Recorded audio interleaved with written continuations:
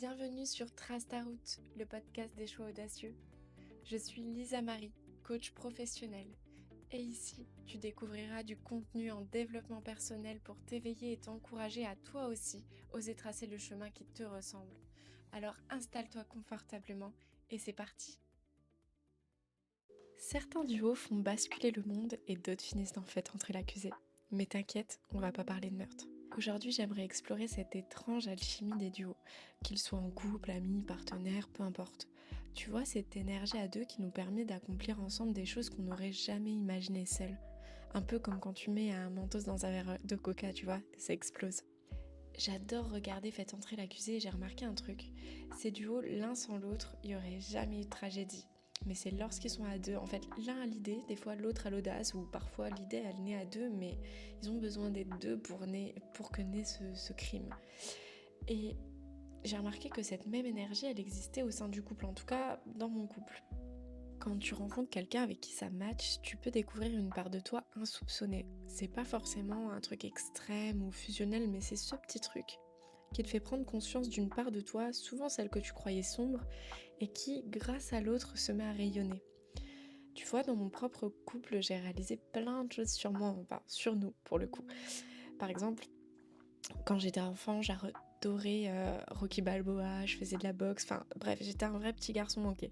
Et devenue femme, je suis à la fois celle qui aime plaire et celle qui est hyper à l'aise avec un pot de peinture, la colle à papier peint ou du plâtre sur les murs.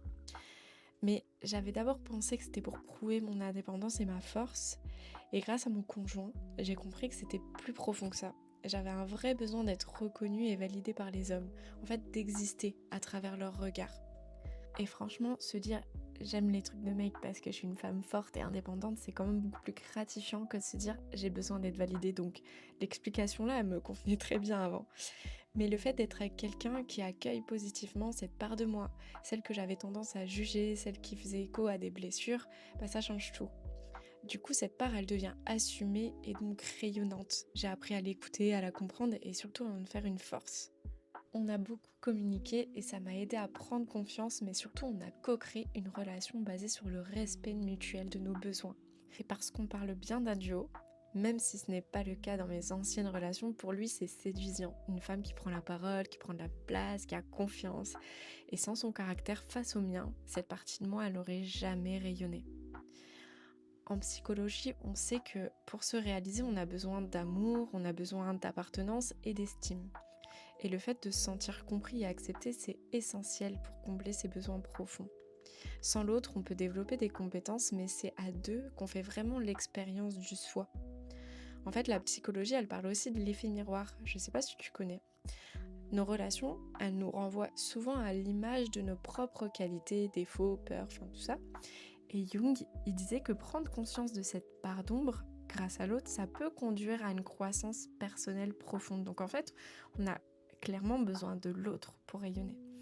Et Alfred Adler, il ajoutait que chaque relation est une occasion unique de mieux comprendre nos complexes, nos désirs et nos aspirations. Autrement dit, c'est seulement en accueillant ce que l'autre révèle de nous-mêmes, sans jugement, qu'on peut vraiment évoluer. C'est ça la co-création consciente, c'est ce que deux âmes créent ensemble au-delà du simple je t'aime. C'est l'énergie qu'on met en commun pour donner naissance à un projet, à une aventure ou à une façon de vivre à deux. Ce partenariat, il te confronte à tes peurs autant qu'à tes désirs enfuis. Il te permet de transformer des parts de toi que tu croyais sombres en quelque chose de lumineux. Mais pour que cette magie opère, il faut se sentir en confiance. Alors, le but, c'est d'éviter le piège. Tu sais, ce piège où on brille tellement à travers l'autre que sans lui, on ne sait plus qui on est. Déjà, il faut jamais confondre co-créer et fusionner. L'autre ne nous complète pas. On se révèle mutuellement tout en restant entier chacun de notre côté. Et si demain on se sépare, chacun repart avec une croissance personnelle en plus, pas quelque chose en moins. Si on prend la notion de synergie relationnelle, on dit que 1 plus 1 égale 3. Un couple réussi n'annule personne. Il valorise l'unicité de chacun. L'amour ne doit pas nous faire perdre pied, mais nous élever mutuellement. C'est la différence entre un duo toxique et un duo qui nous rend meilleurs.